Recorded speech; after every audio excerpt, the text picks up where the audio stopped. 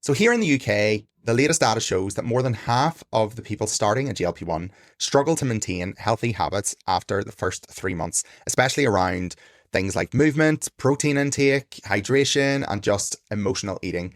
And yet, research from 2024 found that people who combine GLP-1 medication with structured coaching or guided behavioral change are up to twice as likely to maintain their results longer term. So today's episode is all about bridging that gap.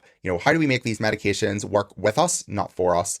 How do we build habits that last long after the injections stop? So let's roll the intro, and I'm going to introduce you to today's special guest. Welcome to This Is My Journey, the podcast where real people share real stories of transformation, resilience, and growth.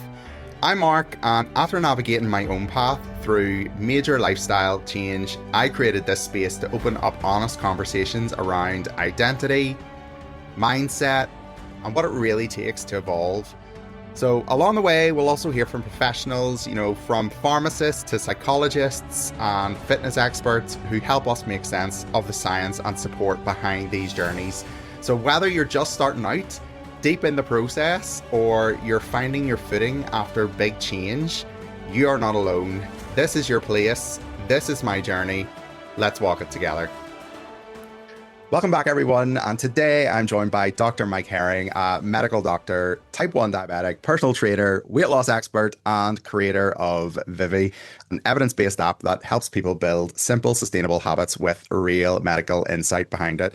But I'm sure you all know him from Instagram and TikTok, where he is everywhere. And to be honest, one of the most relatable doctors on there. So Dr. Mike lost over 100 pounds himself, trained as a PT, and now brings together medicine and lifestyle coaching to help people take back control of their health. So his approach is grounded, science-based, genuinely supportive for anyone on a GLP-1 journey. So Dr. Mike, thank you so much for joining me today on the podcast. Thank you so much for having me. I'm excited to be here. Yeah, no, brilliant to have you. And I appreciate you're a busy man. So yeah, literally maybe to start, just for anyone who doesn't know you yet, I don't know who they don't, because if they're on social media, they will have seen you. But yeah, you've been through incredible transformation yourself. Could you maybe share a little bit about your personal journey and just maybe a bit more about your story in terms of, how you got into medicine, coaching, and just the technology space? Yeah. So as you mentioned, I've been a type 1 diabetic for more than 3 decades now. So always the patient, always interested in, science, technology, math, that kind of thing growing up. Yeah, I was an athlete my entire life. I played ice hockey forever. nice. When that ended, I found myself with orders of magnitude more time because I played at a pretty high level, pretty Yeah, time intensive. And all that time spent training and playing was replaced by essentially beer, pizza, and donuts. right, So right. there goes from being a fit 20 some odd year old athlete to roughly 300 and few pounds. Okay, After yeah, that, yeah, being a type 1 diabetic, my A1C was creeping up and up and up. And this was right before I made the firm decision for med school. I was like, well, I should probably get this organized because if I don't, I'm going to be dead soon. yeah, So between 2012 and 2014, I dropped a little over 100 pounds, and right before med school. And in med school, it was essentially more of the same for the habits that I developed over that 2 years. It just kind of did the same thing. And it was constantly, what are you doing? How do you maintain this? What's going on? You don't look like you're starving yourself. I see you eating all the time. What's going on? And at the end of the fourth year of medical school, you have a little bit of time where the course load is a bit more relaxed and you're essentially getting ready for residency. So they like to give you a little bit of time to remember what it's like to be a human before you forget what it's like to be a human. okay, So I got my training certification at that point. And through residency, it was the same thing. I was board certified in internal medicine, recently board certified in obesity medicine, and always wanted to build something. I had done online coaching. I was a primary care doctor for a bunch of years. And I always thought that, with technology, there's got to be a way where I can reach more people and do more good for more people. And I couldn't do it through personal training because it become cost prohibitive and I'm only one guy. yeah, I couldn't do it through clinic because then it's a local issue and I'm still only one guy. So how yeah, do I reach, hundreds of thousands of people, millions of people, and actually, genuinely help them more than a 30-second TikTok? yeah. And then that's where Vivy came in. Yeah, no, that's some journey, 100 It's been pounds. a lot. Yeah, it is. And do you know what? It's a lot of weight to shift. And do you know what? It's so refreshing to see somebody channel something that it's quite a negative thing into such a positive outcome Mm. for, yourself and stuff. For anyone that is really starting this journey and starting a journey with GLP-1, from your clinical perspective, what are the most common mistakes people make starting this medication? Because a lot of people listening to this today will be only starting for the first time now, Mm. and yeah, we want them to start their journey, I suppose, the best way they can. Yeah, of course. I think there's a few. I think the first is that the medication does the work for you. Yeah, Insofar as the way I look at it is that this class of medication essentially lowers the barrier of entry to living a healthy lifestyle, right? It doesn't do the healthy lifestyle for you, yeah, right? Weight loss is fine, but if it's just weight loss we're focused on, that's usually suboptimal. yeah, People who are starting GLP-1s for weight loss are really starting GLP-1s for fat loss.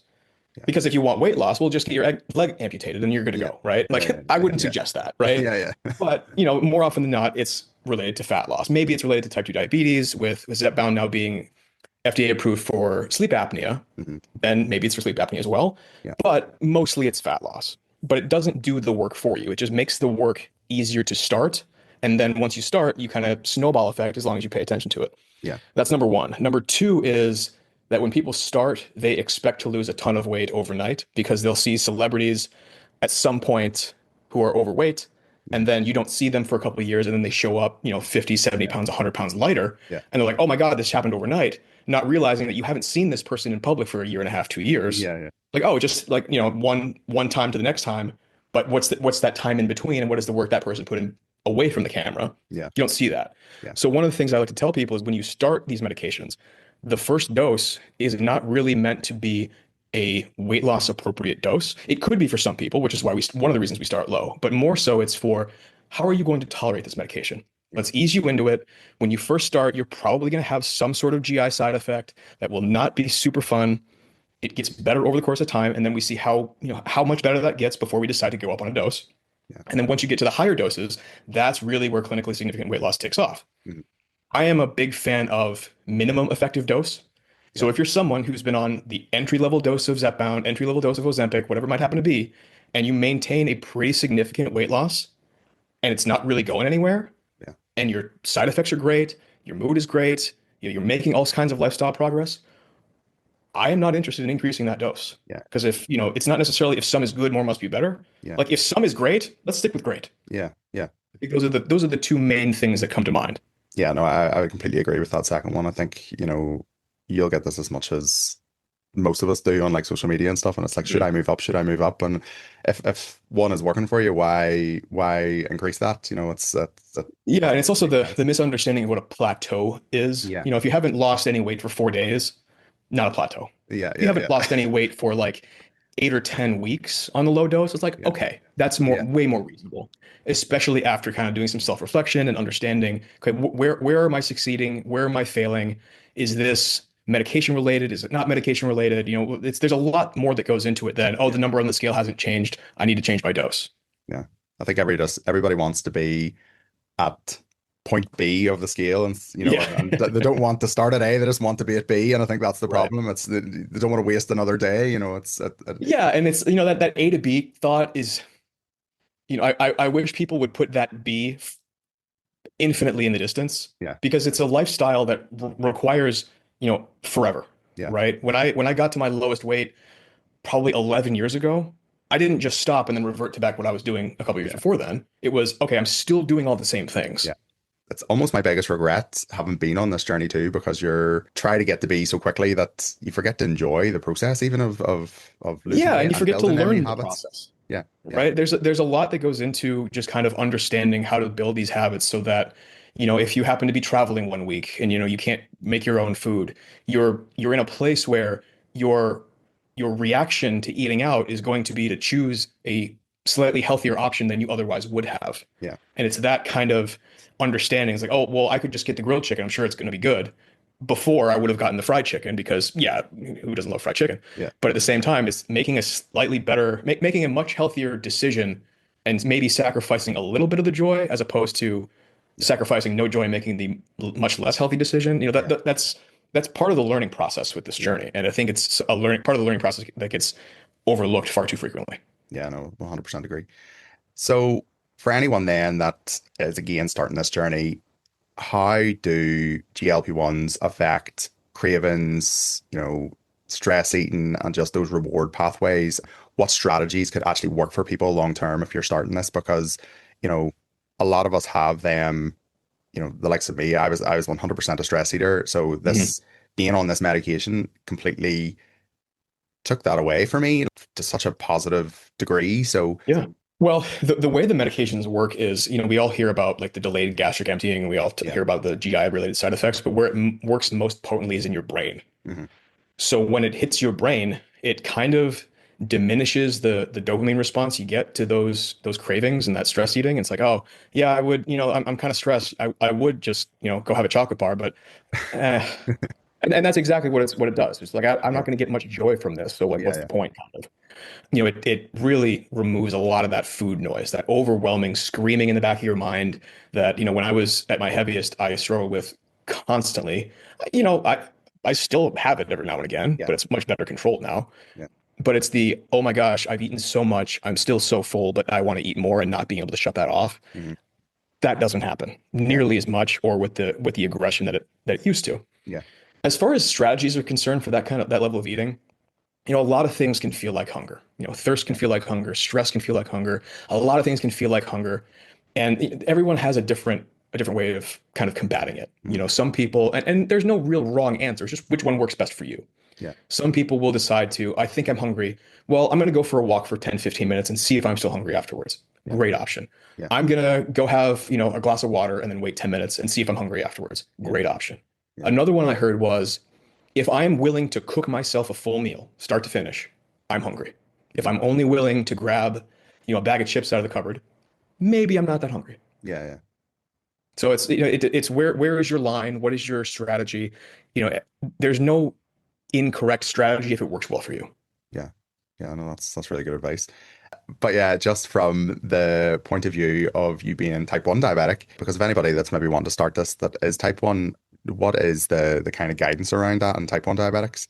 They're used off-label in type 1 diabetics at the Yes, moment. yes, They're not yes. officially Yes, not a approved. bit.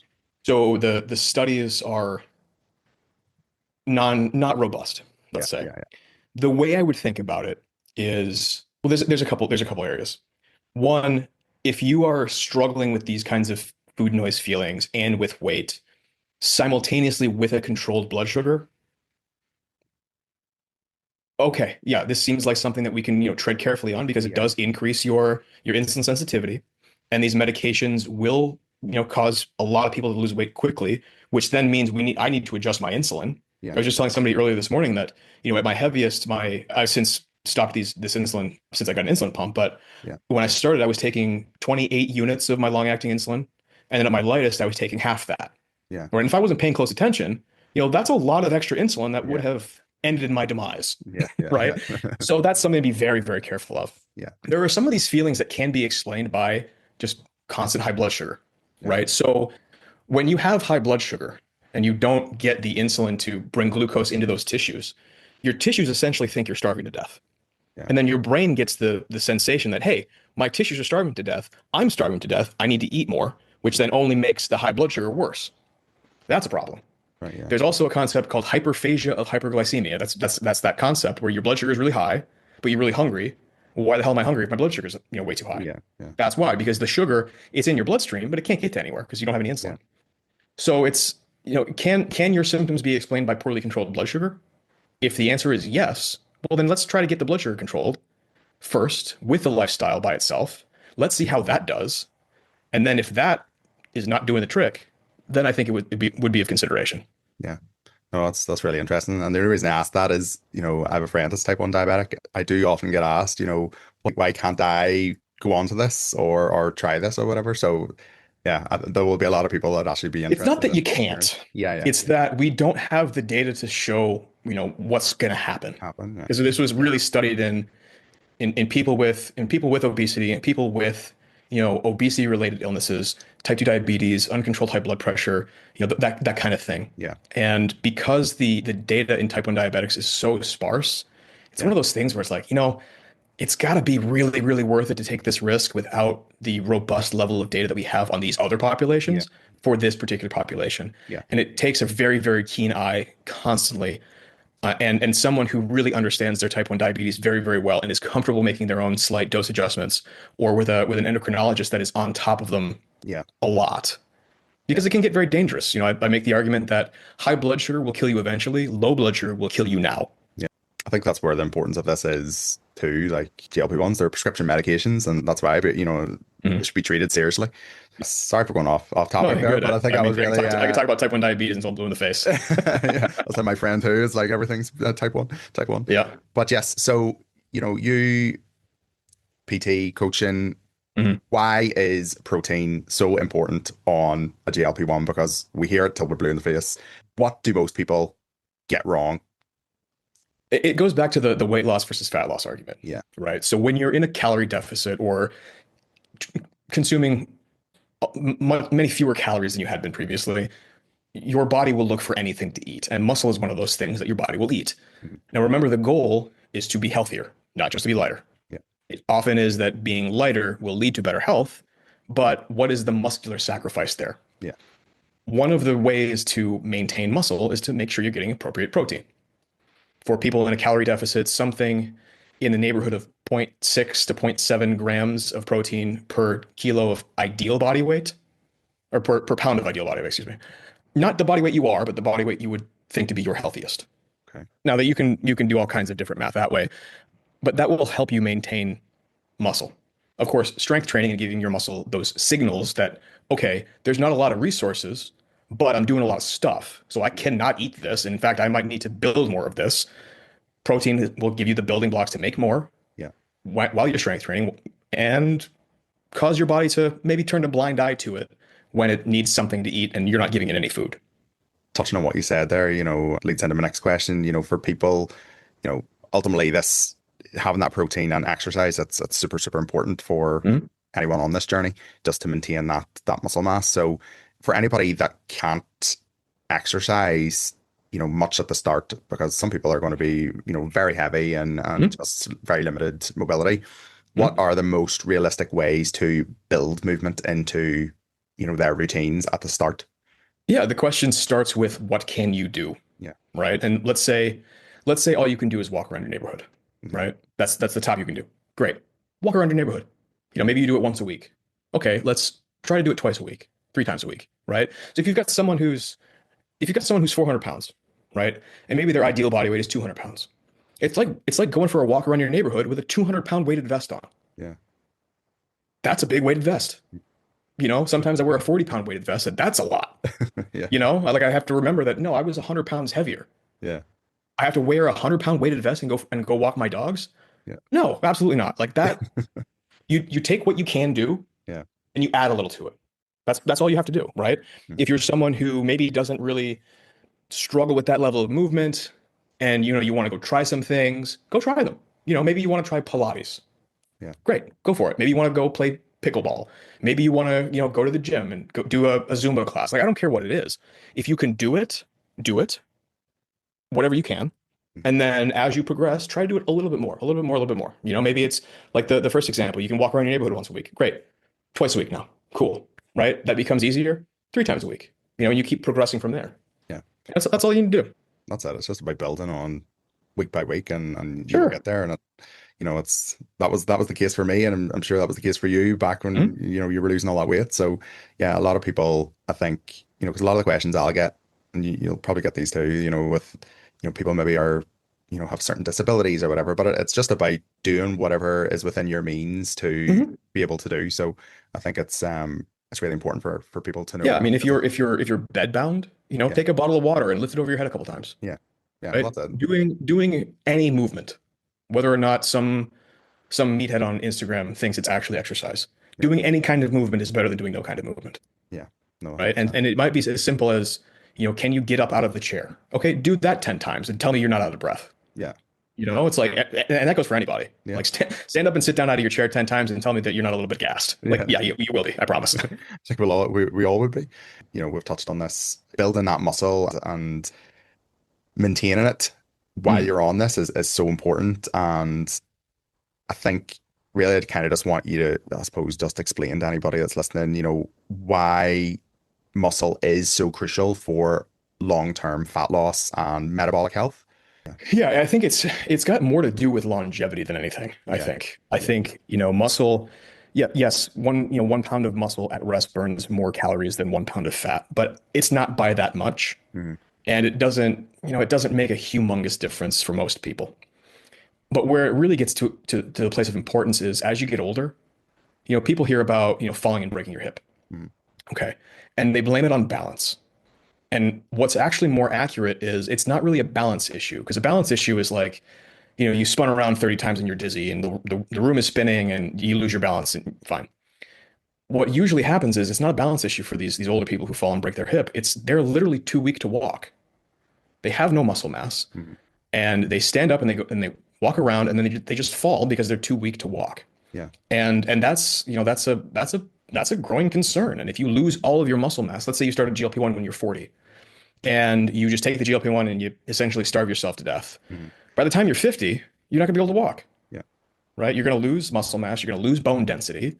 And one of the most shocking stats we have are if someone suffers a ground level fall and they break their hip, their life expectancy from that point forward is 1 year, right? And that's just, walking to go get the mail, you trip over nothing, you fall and break your hip, right? Yeah. If you're walking to get the mail and someone's dog runs across you and trips you and you fall over, that's a bit of a different story, Yeah. Yeah. right? But it's like just walking to the bathroom, fall down, break your hip, there's nothing that you tripped over, that's a problem. Yeah. And it's the longevity thing that really helps because if you've ever seen a fit person in their 70s or 80s, there's your first thought is there's no way this guy's older than 60, Mhm. right? If you see a frail person in their 60s, you think there's no way this person's younger than 80, Yeah. right? And it's like it's that kind of dichotomy of yes, it's necessary to build lots and lots of muscle so that you can keep that lots and lots of muscle as you get older. I mean, not to the chagrin of your own health, of course, but that kind of thing will keep you feeling good and keep you in a good mood and will keep you healthy and strong for far longer than you thought was possible. Yeah. For anybody that is just starting, it is such an important part of this journey to make sure that you are maintaining that. Yeah, So and to get back to the protein importance, the GLP-1s will shut off all food noise in a lot of people. mhm. And some people have reported that they just don't eat, Yeah. period. Right. And, and to focus on protein, having that be your kind of like your main focus, along with fiber. Yeah. That, okay, if I don't feel like eating, okay, but I must get protein and fiber, I'm thrilled with that. Yeah. And that's something to focus on. Yeah. So that's definitely the reson. It's quite strong with me. I think starting this, it was just like, right, let me get my protein in, let me get Mhm. my fiber in. And yeah, I have to say, to come to the end of my journey, and well, not the end, but to the end of losing that weight and start to Mhm. work on building muscle, I think, I had the tests and stuff done and managed to maintain my muscle, which I was thrilled about because so many people do lose that muscle because they're not doing it right. So I think there's a lot to be said for, getting your protein in. And yeah, I think it's such a key part. So I think, you know, that behavioral side ties me in quite nicely to talking about Vivy. Mhm. So your baby, I would say, That's my baby. yeah, Yeah. your baby. So we did mention it a little bit there at the start, but maybe just explain a little bit about I suppose, the science behind Vivy and how it supports people at each stage of their journey. It's when we designed it initially, we wanted it to be something that anybody could use to Yeah, become healthier. yeah, Right. And it just so happens that we saw this GLP-1 population being a tremendously underserved population. On one hand was there's just no resources out there, because being a self-proclaimed meathead for the past 12 odd years, there's plenty of resources for meatheads like me. yeah, But for those who are much newer to this, there are calorie tracking apps, and that's kind of it, yeah, right? And it doesn't really teach you, how to do the things that you need to do. It doesn't allow you to get into those habits. It can't really support you as, a physician of my generation at least would want to, yeah, right? And we had 20 minutes on a good day to spend with each patient in clinic, and that is not nearly enough time mhm, to give a top to bottom lifestyle audit, especially making someone feel like they're in a comfortable enough place to share all that stuff. yeah, I would tell people all the time, like, I don't care what it is you do. I just want to know so I can know where to start helping you. yeah, right? Like I'm not going to sit here and judge you for doing that stuff because whatever you've done, I promise you I've done the same thing. Like I would tell a story about, having a six pack of donuts and then having the food noise hit so hard that you go eat another six. I Yeah. was like, man, I don't know how you think of these examples. I'm like, I didn't think of them, I did them. Right. Yeah. So like My life. I got the receipts for those, like my examples are not things that I thought of. They're things that I did. Yeah. Right. So the way that I wanted to make Vivy work was through things like cognitive behavioral therapy, like showing people the good that they are doing, even though they're maybe not paying attention to it. Yeah. This is number one. And number two is kind of get away from this restrictive thought about weight loss and dieting. Mm-hmm. And when I say dieting, I mean eating to lose fat, Yeah. not necessarily, just to quote unquote go on a diet. But when I think of diet, I think of this is what I eat, not I'm on this for 8 weeks to lose 10 pounds so I can go on vacation or something like that, right? So one of the things that I talked to my co-founders about was, okay, what is the first thing that comes to mind if I say, don't think of a purple zebra? Do you think of a purple zebra, right? So if you think of, okay, I can't have chocolate, I can't have chocolate, I can't have chocolate, all you think about is chocolate. Chocolate. Yeah. Okay.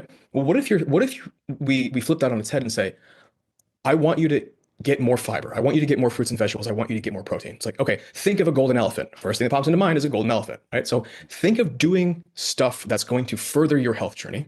Mm-hmm. All the other stuff, think about it, don't think about it, I don't care. Yeah. But I want you to focus on thinking about that which is good. Because the more you put on your plate that which is good, the less room you have for everything else. Yeah. And not only are you relearning how to view nutrition, you're also learning how to prioritize good things. And then everything else kind of falls by the wayside. Yeah. At the same time, it's not like you have to eliminate everything that's, joyful in your life, right? If you're someone who refuses to have a piece of your 5-year-old's birthday cake for the sake of health, you're probably not somebody I want to spend time with. No. No, 100%. You're probably awful. Yeah. There's no joy in life doing right. that. Like, God, what a miserable existence that would be. Yeah, 100%. But at the same time, it's, how do we set goals that are achievable so you can get them? How do we show you that, there are victories that happen outside the scale, even if just hitting your goals. Maybe the goal for today is 2 pieces of fruit and you have them. And that's something that you haven't done in years. Yeah. That's something that's, worth a pat on the back, right? Like that's kind of a big step. And if you can do that over and over and over again, and then move up to 3 and do that same thing, like that's worth a lot. Yeah. And, people need to be reminded that, what, that's worth a lot. Yeah. So in leading that with technology, I spent 2 years trying to make the coach sound exactly like me and say exactly what I would say. And I beat this thing to death. And it got really, really creepy because now it's like I'm having a conversation with myself. This is exactly what I would type word for word, exactly the tone I would use. It's supportive, it's enlightening. It's, it's like, hey, by the way, like we should change this because this could be a problem. And here's why it could be a problem, but here's how we change it. Right. And we got to the point where, our tech guy, Ross, who's an absolute wizard, he made it so you can take a picture of your pantry and your refrigerator and be like, yo, what the hell am I supposed to make for dinner? It'll give you a recipe right then and there. Amazing. Right. You put in your food preferences. It'll build your grocery list. And you ask it to, it'll build all your meals for you. You can meal prep, you can not meal prep. It's like, hey, I have like 10 minutes to whip up dinner. What do I do? It's like, okay, do this real quick. Done. Right. It's one of those things where you take a photo of your food and it can track, your protein and your fiber. A lot of the apps that do calorie tracking with the photos, like a plate of food, yeah, they don't work that well. Which is one of the reasons we decided to not do calorie tracking through the photos. Yeah. The other reason is we're really focused on healthy habits. Mm-hmm. We're less focused on calorie tracking. Yeah. If you nail those healthy habits, it almost doesn't matter what your calorie count is because it's almost assuredly less than it was before. Yeah. And then you're going to be in a deficit. You're going to lose weight. Yeah. Simple enough, right? Mm-hmm. So, there's so much that we packed into this app that, with technology today is, I wish I had this, 13 years ago when I started. And, this was the early days of bodybuilding.com. And I remember being like at my desk after moving 5,000 kilometers away, being like, what the hell am I supposed to do? And I just read bodybuilding.com for hours and hours and hours.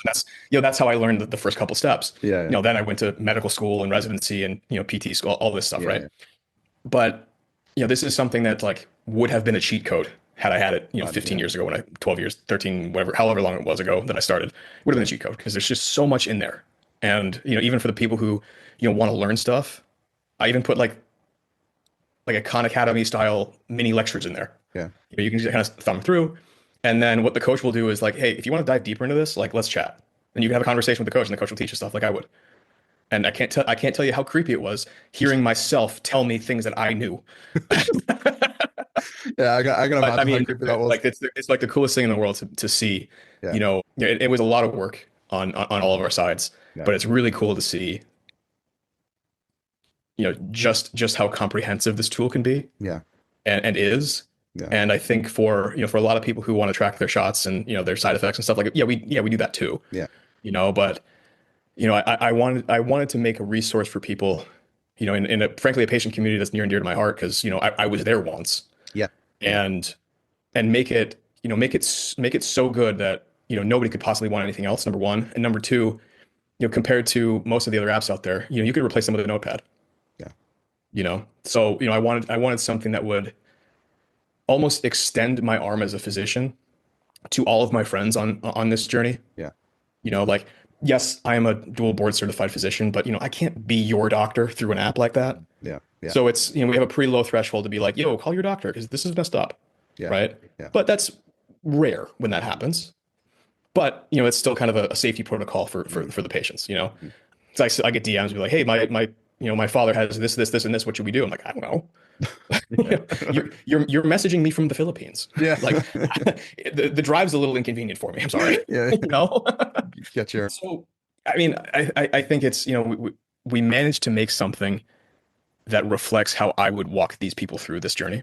Yeah. And, as much as I can joke about how creepy it is to hear myself tell me these things that I would tell anybody else, I think it's really a tremendous tool. by the sounds of it, it's something that I wish at the time when I started way last August that I'd known about, because actually that it's great for anybody that is starting the journey and on the journey in terms of helping to build new habits and build that lifestyle and healthy lifestyle that we aspire to be or to have. But also for anyone that has reached the point where I am now, where you're in like this maintenance mode, where you're trying to maintain, your new healthy weight and, them healthy habits that you're building and work it, work to that, I suppose, longevity goal of living longer and healthier. And yeah, I think it's a great piece of kit for anybody that is listening, that's really, on this journey and can take it into their future as well, outside of being on that GLP-1 medication. Yeah, I mean, like I said, we designed it so that GLP-1 or not, it would be helpful. Yeah. Right. And, I think there's no one, there's very few people in the world who can say, yes, I have all of these things nailed down 24/7. I do not deviate from exactly what I'm supposed to be doing at all times. Like, we could always do a little bit better. Yeah. And that is the base of what this is. Understanding and developing that healthy lifestyle will get you to 95% of where you could possibly dream anyway. Yeah. And that extra 5% is a little bit more advanced, right? But, hitting just the basic lifestyle stuff and, and feeling good about yourself along the way, because there's no point in going through a journey and you're just miserable the whole time. Yeah. Because you're never going to maintain it. And you're going to, go back and forth and you're, years are going to pass and nothing's going to change. Like, well, I can figure out why. Yeah. Yeah. But, it's part of the journey to learn that stuff. It's part of the journey to develop understanding of what what a meal could look like.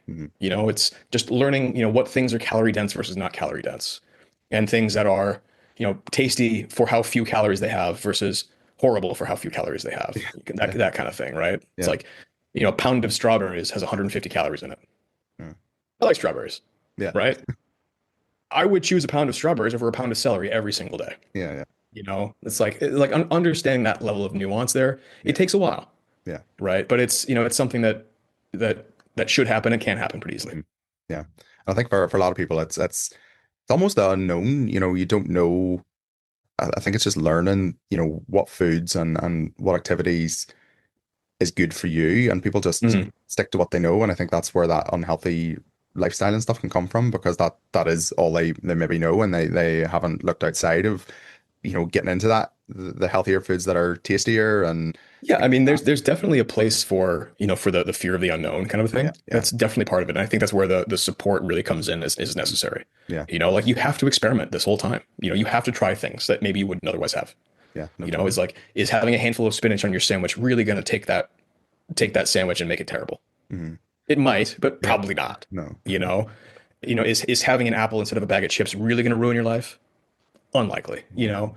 And if you want to have the bag of chips after the apple, at least you had an apple. Yeah, Good vitamins and minerals in it. Cool. Knock yourself out, right? yeah, I, on that support note, I had a conversation with, we just moved. I just joined a new gym, and I had a conversation with some of the other meatheads there. And for your podcast listeners, yeah, I'm 6'2". I'm 220 pounds, about 100 kilos, and pretty big, strong guy. yeah, Not on any performance enhancing supplements, but for a natural guy, I'm a decent sized guy. yeah, And I had a conversation with some of the other meatheads at the gym, and we were talking about how we get so excited when someone shows up at the gym that is, maybe out of shape, maybe needs to lose a bunch of weight, and we've come to the realization that the gym is kind of like church to us. yeah, So the newer you are to our church, the happier we will be that you were there. yeah, And I swear, if you go to the biggest, scariest guy at the gym, there's a good chance he's the nicest guy there, yeah, right? He just happens to look terrifying, yeah, right? yeah, But it's one of those things that's kind of it seems backwards from the outside looking in. Because like when I first started going to the gym, I went to the gym in the basement of the hospital I was working at because I didn't want to go to where nobody could see me do something stupid, stupid. right? Yeah, Like I've been there, done that, got the t-shirt. yeah, Now that I'm on the other side, I see people who are brand new and have no idea what they're doing, and I will go out of my way to help them yeah, because they're going to be too afraid, timid to ask questions. Like, no, this is like, I love doing this. Like, yeah, welcome to my church. Like, this is my yeah, favorite place in the world. I want you to enjoy it half as much as me. yeah, Right. And that's something that's, that like the support from the app and the support in real life, like goes a long way. yeah. No, definitely. And so what, that really resonates with me, because, and I'm sure it will with other people listening, because for me, and even to this day, I hate the gym. I hate going to the gym. I just, I think, and it's what you just said there, I think it's that internal feeling of, you feel like you're being judged almost whenever you go in, when actually in reality that's not the case, like as you've just said there. Do you know what I mean? So I think There's a handful of videos that will have a camera set up kind of far away from the person exercising. yeah, And then the person who is like making the video, they're like dancing in the middle of the gym, yeah, and you zoom in on other people's faces. yeah, Nobody has no idea they're there. yeah, They're yeah, completely in their own little world. yeah, The only time I'm not in my own little world is if I see someone bench pressing and I'm like a little bit worried that they're going to drop it on their faces. And I'll like just kind of like pause my set, like look out of the corner of my eyes, like they got it. Okay, good. I don't need to rush to help anybody. Like, oh, no, no. It saved me. It saved somebody else a couple times. yeah, I'm not gonna lie, but like that's the only time that I'm like looking at somebody. yeah, It's like, are they gonna die? No. And if someone's wearing a bright orange shirt, like it'll catch my eye well, because it's a bright yeah, orange shirt, right? Other yeah, than that, like, no, everyone's in their own little world, focusing on themselves. Like no one is. If someone's there to judge you, send them to me, yeah, and I will have a stern talking to. yeah, Because the only point of being there is to make yourself better. yeah, yeah, And like we're all, no matter how fit we are, we're all on that journey. yeah, And we all started somewhere, yeah, and more often than not, someone has been where you are. mhm, But you just don't see that because you only see them where they are right now. yeah. Oh well, moral of the story there: don't wear orange. Yeah. Don't wear orange. So yeah. So I suppose heading on back into GLP-1 space again, Mhm. what are the simplest two or three habits that give the biggest return for somebody on a GLP-1? The first, and this extends, ad infinitum, is to be comfortable with a self-audit, Mm, understanding your patterns. Don't judge yourself. Don't feel bad about yourself because whatever has happened has already happened, and feeling bad about yourself is not going to be helpful, right? It's doing the appropriate self-audit. It's like, okay, this is what I'm doing, and then the next step is how can I take some of these unhealthy habits and shift them in a healthier direction, right? Being comfortable with that self-audit, being comfortable stepping on the scale. You weigh the same whether or not you step on the scale. yeah, The scale is just telling you what your weight is. It's not judging you for it. It just is what it is, yeah, right? Being comfortable with that and being accepting of that, and with the mindset of let's take this next step. That's number one.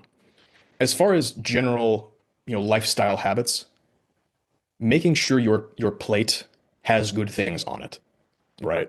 So that could be as simple as, is there a vegetable here that I can identify? Is there a protein source on here that I can identify, right? Yeah. It sounds a little silly, Yeah. right? But, if you're coming from the world of, a bowl of mac and cheese for dinner, Yeah. oh, okay, well that's a little bit different now, right? Hmm. So, when we think of like protein and fiber, it's like, well, okay, well, what do I have to do? It's like just, look at your plate. Is there a vegetable on there? Is there a protein source on there? If the answer is yes, great. And then once that becomes the norm, then we can start tinkering a little bit more. Yeah. So that's those are the kind of the first two nutrition things. As far as activity is concerned, do a little bit more than you've been doing today. Hmm. Keep that up at the same pace for a couple of weeks and see how you feel. Yeah. After a couple of weeks, reflect. Hey, how easy was it to get my 5,000 steps a day after having 3,000 steps a day routinely? Oh, it was kind of easy. Sweet. Let's make it 6,000 steps per day on average over the course of this next week. Hmm. And then you move up from there. At the very basis of all of this, if this was a performance enhancing drug, it would be banned. A good night's sleep and a good sleep schedule will make this orders of magnitude easier. Yeah. And the best way to start that is not actually to go to bed at the same time every night. It's to wake up at the same time every morning. So whether it's work week, weekends, I don't care. You wake up at the same exact time. You don't sleep in. You wake up at the same time every morning. I wake up at 7 o'clock every single morning, whether it's a work day, whether it's not a work day, whether I have to, be up late for work or whatever the night before. Doesn't matter. I wake up at 7 o'clock every morning because when I hit the pillow at night, by 10 o'clock, I'm in rough shape. I'm gone. Yeah. and that's how you start that. Yeah. Having a strong sleep schedule, especially for, starting this GLP-1 journey is the hack of all hacks. Yeah. And I suppose kind of just, building on that a little, in your view, what separates somebody who, maintains their results being on a GLP-1 versus someone who comes off that GLP-1 and regains all the weight? Because we hear this all the time, you're just going to come off them, you're just going to regain.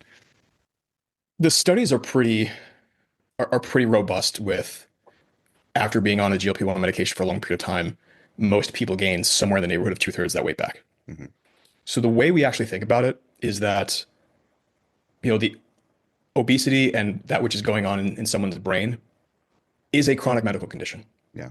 right? And I would view it as, so let's take me as an example as a type 1 diabetic. I have to take insulin every day or else I'll be dead in a couple days.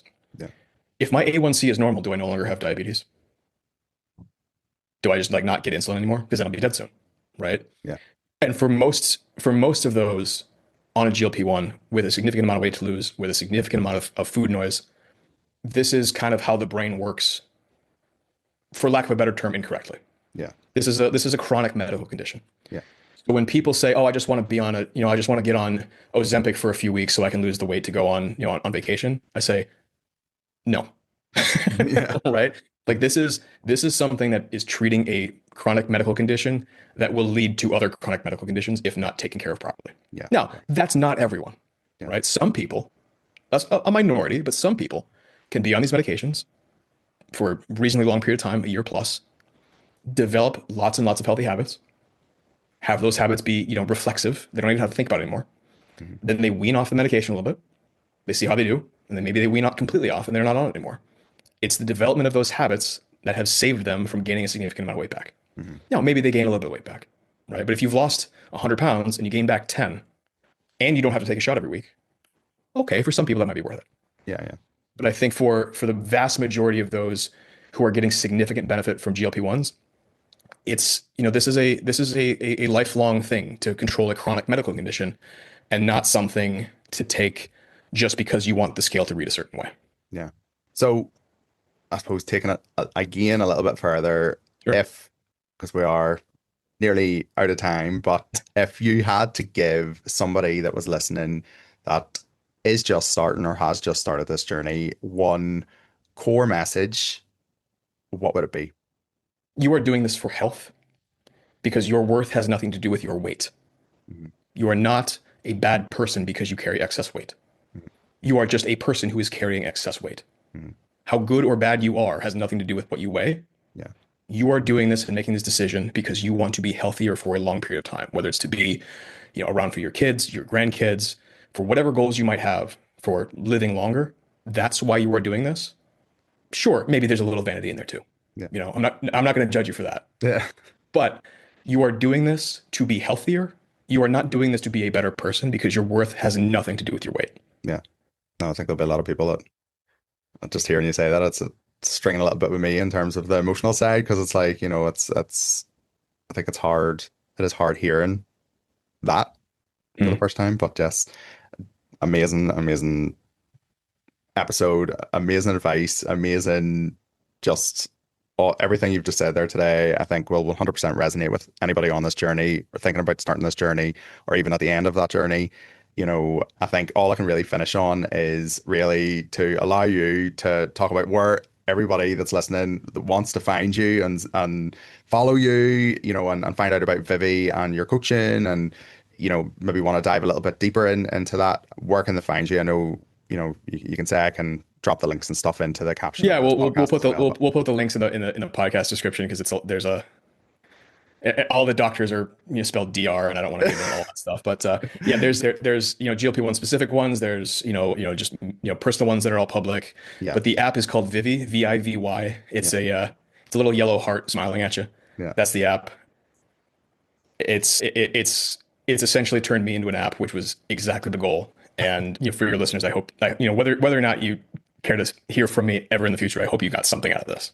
yeah, yeah. No, I know I did, and I've been on this journey a long time. I think you know, each time I do one of these, I learn something a little bit different and hearing different perspectives. And I always enjoy these ones that are like cross the pond ones Sure. because, there's always, the slight variances in the UK versus the US Mhm. approach, which is always good. But yeah, I think ultimately we all have the same goals and, want to achieve the same thing. So I think it's really great hearing all them perspectives. But yes, all I can say is thank you so much for giving up your time, Dr. Mike, and Thank you, Graham. for, answering all my questions and even for the ones that were more left field out of my own personal interest. But yeah, no, I Just proves that really, I'm paying attention, right?